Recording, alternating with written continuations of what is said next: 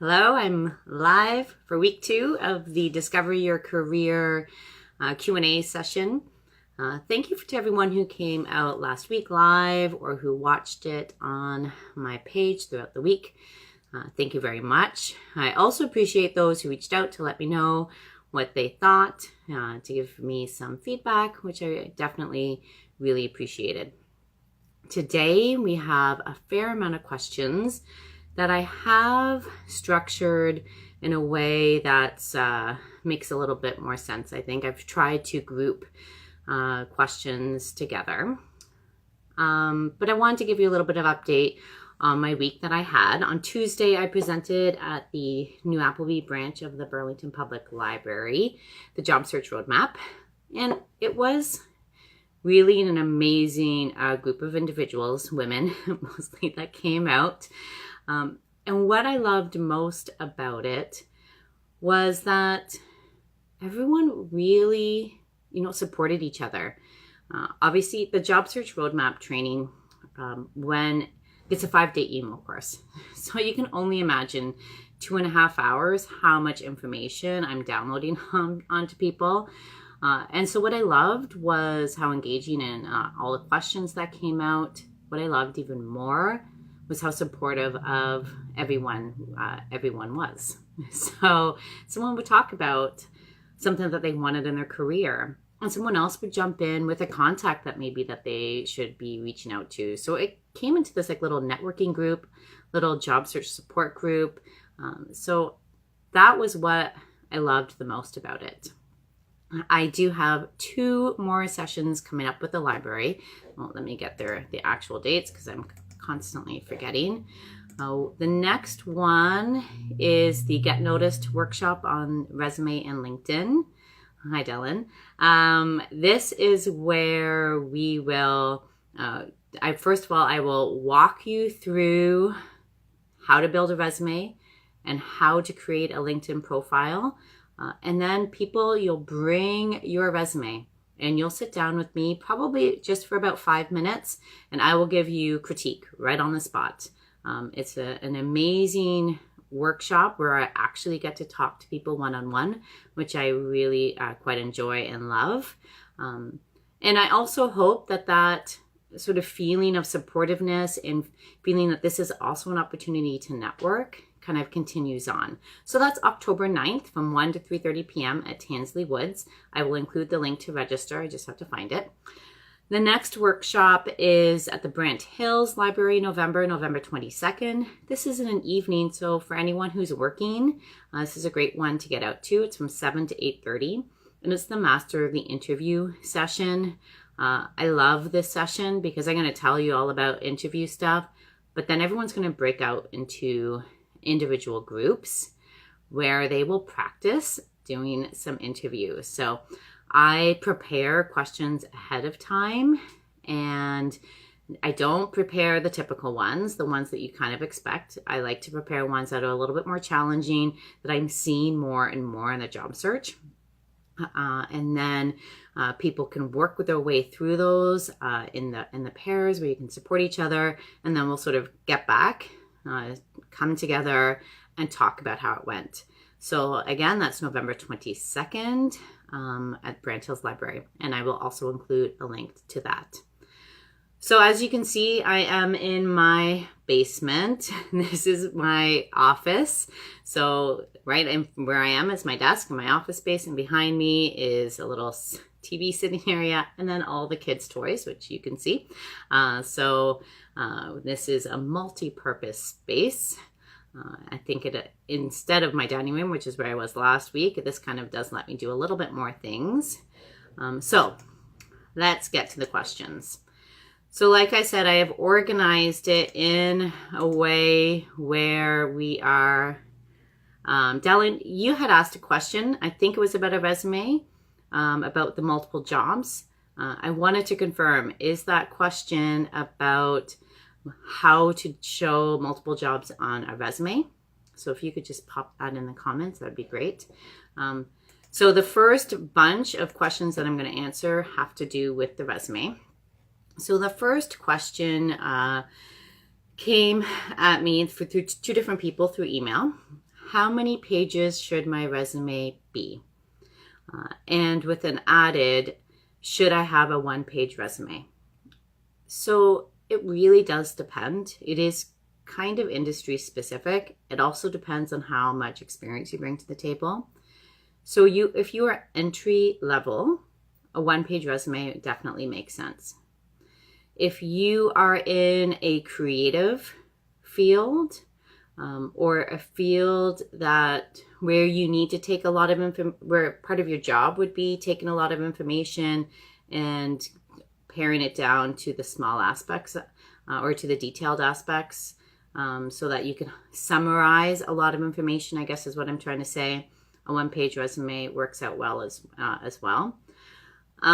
So it does depend. My rule of thumb is if you have less than 3 years experience, a one-page resume is probably most suitable.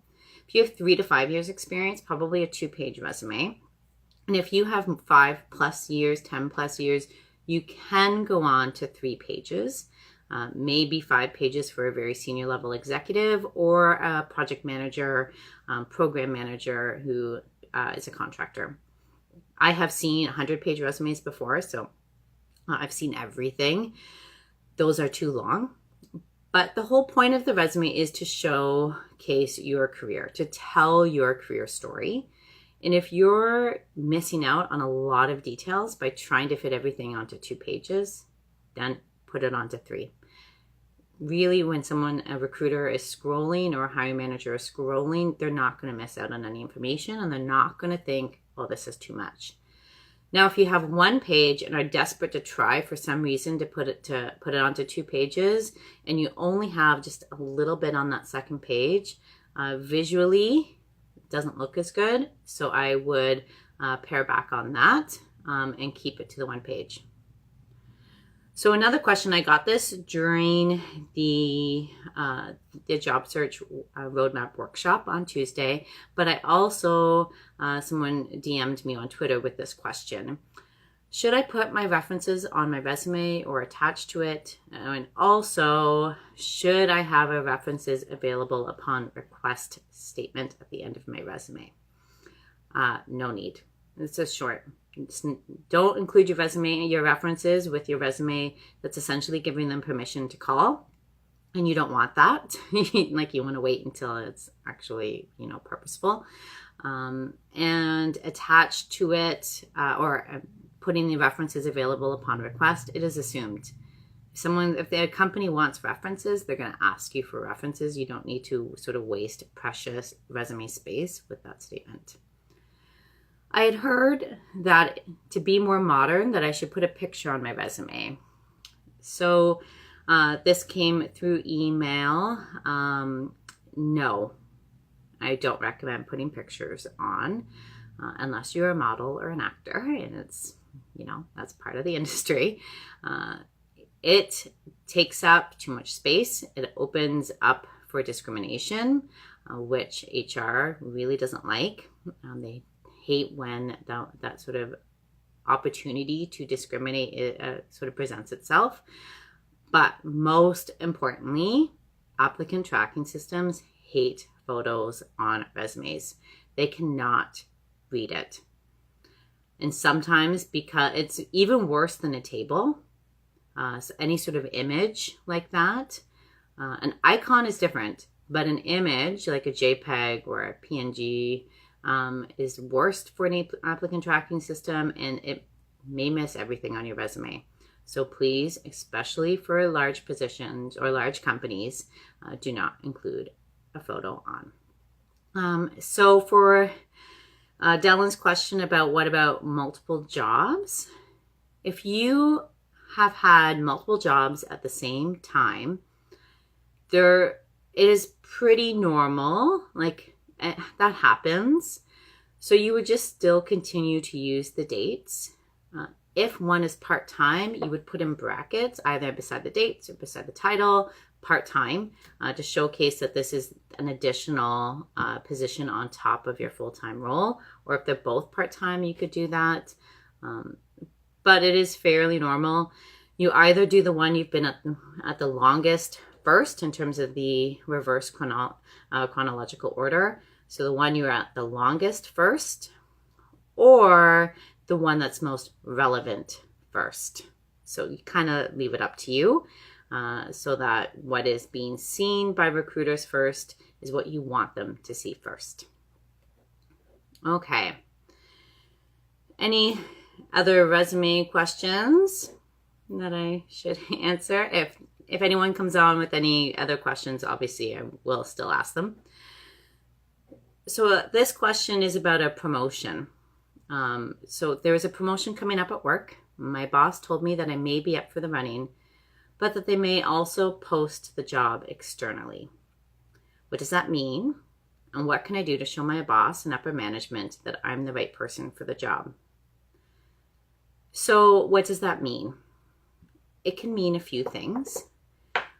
Typically it means, to be blunt, that one person is in your corner, probably your boss, but that someone else, perhaps upper management, may be concerned about your ability to do the job, or wants to see what else is out there because they feel there could be something lacking. So it's not that you can't do the job, it's that they're not sure if an internal person is the best match. Maybe they want someone coming in with fresh eyes, and to sort of change things up. So there's a few things you can do to increase the likelihood that it is you getting that promotion. So first of all, come up with your why. So why are you the one that they need to hire or need to promote into this position? Why do you deserve it? And I'm not just saying for you to do this for yourself, like for your business plan in terms of convincing them, but you need to believe it as well. If you have any question yourself about maybe your fit, like you need to overcome those objections. So you need to fully own why you are the one who is most deserving. It paused. I think I'm back. Okay. Sorry. There's some sort of pause there. Think of the why they may want to look outside. So you can ask your boss. You can ask around, kind of get your own sort of sense. What are some of the reasons that they may tell you or that they may use themselves as to why an external person would be better than you? And now once you have the, sorry guys, I don't know what's going on. So let me back that up just in case anything was missed. So first, this is all about promotions coming up. They may post externally, but you're also in the running. How do you get that promotion? Number one is, why do you deserve it? Going through that yourself so that you can tell them, but also so that you can fully own your ability to do that job. Number two is to come up with why they want to look out. So come up with any objections that may exist as to why you would be the best person. So why they would want to look outside. And that way you can start overcoming those objections.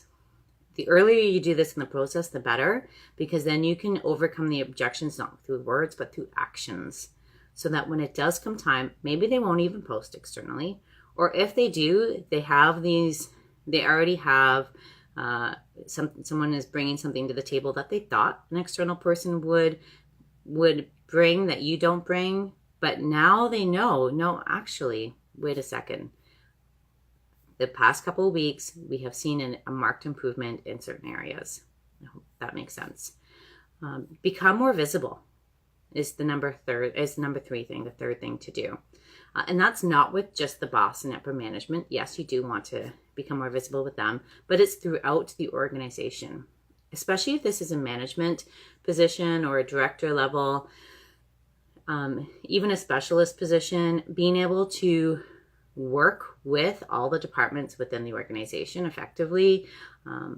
Also beyond just collaborating, having a reputation, being known, goes a long way. So that when the job sort of comes up, other people may be sort of telling the decision makers that, oh, have you thought of so-and-so? Okay, so it's a great thing to do. Talking to people, sharing your ideas, finding out ways that you can help to make their lives and jobs easier. Ask for weekly meetings with your boss if you don't have them already. If you don't have them already and you want to know how to ask, don't try and be shy about it. Ask for weekly meetings because you really want the promotion. And you want the promotion, and so what you want to learn more from the boss as to what you need to do to learn and grow so that you become the most attractive candidate for it. Especially if your boss is the number one advocate, it's the easiest thing to do. And so that's what you're going to be doing during those meetings anyway, is you're going to be selling yourself. Volunteer for more work. Solve problems, recognize inefficiencies, come up with ways to introduce new process and process improvements to reduce those inefficiencies. There's so many different things that you can do to ensure that your boss, either you change their mind if they aren't your advocate, or you're giving him ammo or her ammo, so that when you are in the running for the position, it's not just you selling yourself, the boss is selling you as well. Try and get in front of upper management as much as possible during this sort of key decision-making time. That would be obviously through formal meetings if that's possible. You could also just find ways to run in to them in the hallway or at the water cooler, anything, and just in the elevator, just trying to find ways where you can talk to them. And this, I know this is super icky, and this is the stuff that those schmoozers do, those people you don't really like, but this is your career, and you're not having to sell yourself or be overly awkward with them. You're just talking. You're just reminding them about who you are. And if the opportunity comes up to talk about work, then you talk about work. But otherwise, it's just a visual reminder that you exist. And you can also read my article, and I'll link to it in the notes and on my website, the Selling Yourself Without Getting Awkward, all the different ways that you can get the next job. But I do also talk a lot about how to get the next promotion. Next question.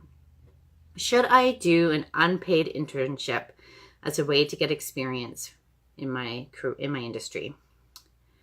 I know it's tough when you have no experience in an industry, and even for entry-level positions, they constantly say they need experience, but you can't get experience if they don't give you a chance to get that experience.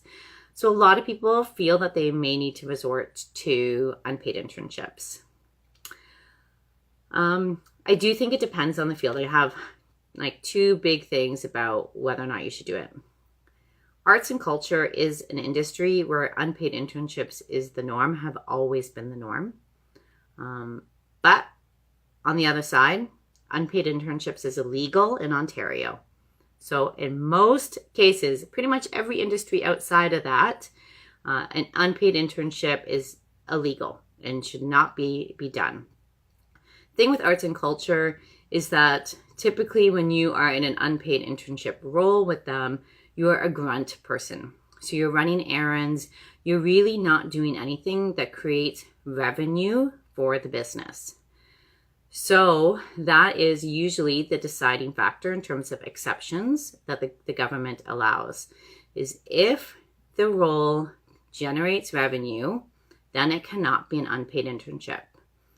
Now, unfortunately, I know a lot of financial services company, recruitment agencies, HR departments, a lot of places that take these volunteers, IT departments. And the thing is that's really not allowed, and it won't actually, I think, get you ahead in the long run. The better option, instead of an unpaid internship, is to use an organization like Career Edge. So Career Edge is an organization that specializes in paid internships, and it's geared at working with grads, new to Canada, or a career change. So if you're doing a career change and you need that experience, now the pay isn't always a ton, but it's better than nothing. And you then know that what you're doing is sort of above board. So I got a bunch of questions essentially on finding jobs, where to find different types of jobs, how to find them. So the first one on this is, I really want to work from home. How can I find remote opportunities? Betcha this question is on a lot of people's minds these days. I know for me, as soon as I had my son, working from home was like, that was the only option, really. I only wanted positions where I worked from home. But at that point, and even still, honestly, the idea of completely going out on my own as an entrepreneur was a little scary. So working within an organization that had a remote workforce or telecommuters or any sort of different type of relationship was what mattered most to me. So how do you figure out which companies do that though? So you can obviously job boards. Different sort of keywords that you may use would be telecommute, work from home, remote, virtual. You will get, like for remote, you won't only get remote jobs or work from home. You will also get remote jobs, say in none of it, like positions that are very isolated in remote communities. So be aware of that. Doing a lot of that is sort of research from those job boards, Googling. So back in both cases when I was looking, so when I was looking for a position where I can work from home, Google was my friend. So I searched virtual recruitment companies. That's how I found Tima. That's how I joined them.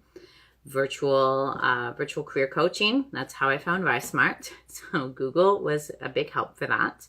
And then also networking, talking to people in companies you think offer some work from home opportunities. And sometimes it's not even a work from home every single day of the week. Maybe you only need to go in the office once or twice and that's sufficient.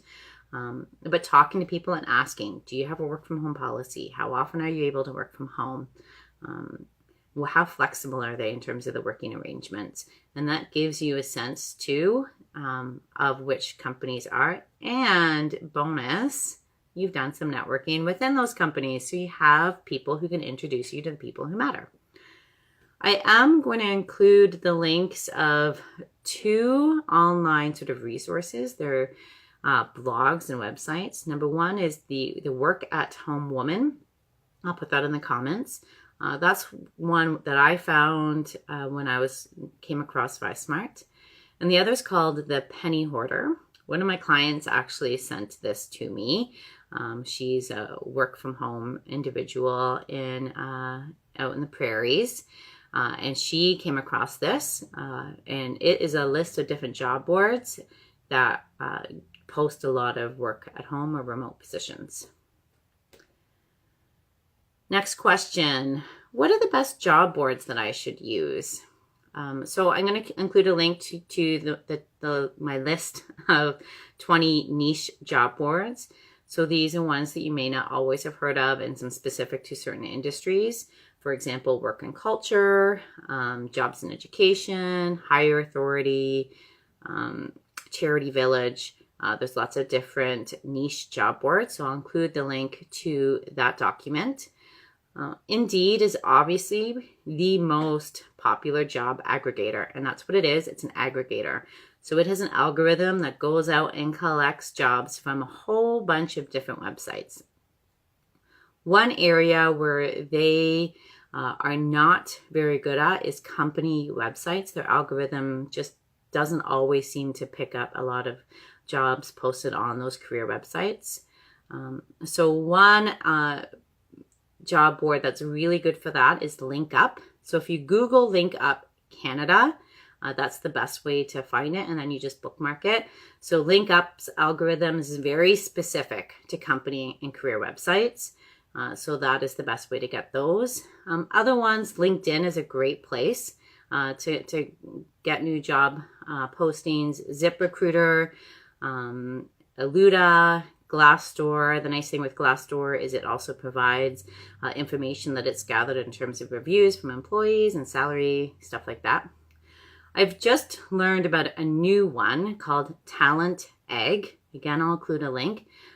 That is very specific to entry-level jobs. So if you are a new grad, and I especially include that because the person who asked about the unpaid internships may really appreciate Talent Egg. So it is a great job board specific for positions for people who are just entering the workforce or new to a specific career or industry. Should I upload my resume onto job boards? I'm going to say yes. Make your life easier by having recruiters, there's no harm. Most agency recruiters, since it is such a metrics and money driven field, they like things that are easy. And by easy, I mean they want to be able to find people easy for their positions, and they want to close people easy. They don't want this person to back out of a deal. And so what that means is a lot of them scour job boards for candidates for their job posting, for their job positions. And these are positions that they probably are perhaps not posted. And even if they've posted, they may not always check the applicants. So by uploading your resume onto the job boards like Indeed, ZipRecruiter, even I would not, I know Workopolis and Monster are pretty integrated, but there are recruiters that still use them. So there's no harm, really. Get as many people out there working for you in terms of finding your job is the better. So this next question is about career change, and can education help with a career shift? And it does depend on a lot of factors. You and your future industry are the two big ones. So it depends on what your previous education is. It depends on what your experience has been and the transferable skills. And it also depends on the industry that you want to go into. So any job that requires any sort of technical skill set, and by technical, I don't just mean computers. I also mean technical in terms of knowledge base. So if you have been an accountant for the past 10 years and you want to go into a position where you're working with people and maybe people who are struggling in some way or people who need assistance in terms of living their daily life, maybe it's like a social support worker or a personal support worker or a recreation therapist that you want to become, then an education is necessary so that you have the knowledge of what you need in order to be successful in a job search and in that career. Same with IT. If you have an extensive IT background, but you want to become a computer programmer and you've never programmed, then perhaps getting a diploma or a certificate in that would be beneficial. But if you have done some programming, just not in a specific language, the education probably is not necessary. You can probably do some teaching yourself, creating some apps or some programs that you can use in addition to an application so that they can see that despite the fact you don't have experience programming, say in Java, that you can build something in Java. Next question. What are the most interview questions? So I appreciate this question, but I'm going to suggest Googling it because you'll get a lot more information than I can give through Google, because I don't recommend preparing for specific questions.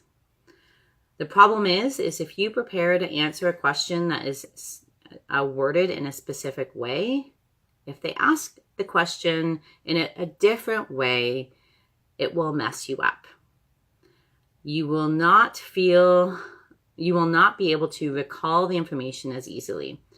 What I do recommend is that you prepare your stories based off of the job qualifications outlined. So skills, soft skills, behavioral. So instead of thinking in terms of, can you tell me about a time when you had to solve a difficult problem? You just think of the best stories that demonstrate your problem-solving skills. That way, if they ask it in a different way, it doesn't matter because you prepared your story based on the skill, not based on the question. Same with weaknesses. What is your greatest weakness? That is still probably one of the most common. Same with what is your greatest strength. But they are getting asked less and less, or they're getting asked in different ways. So if you are preparing your weakness to only fit that weakness question, it'll be really hard for you to roll with the punches and answer any other types of weakness questions. This last question is an interesting one, especially because of an article I read today. I think my job is holding me back.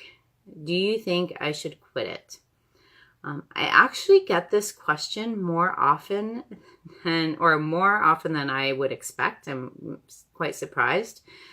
And it's interesting. LinkedIn just posted an article, or I saw on LinkedIn today, about how in the States, they are at the highest level of people quitting their jobs.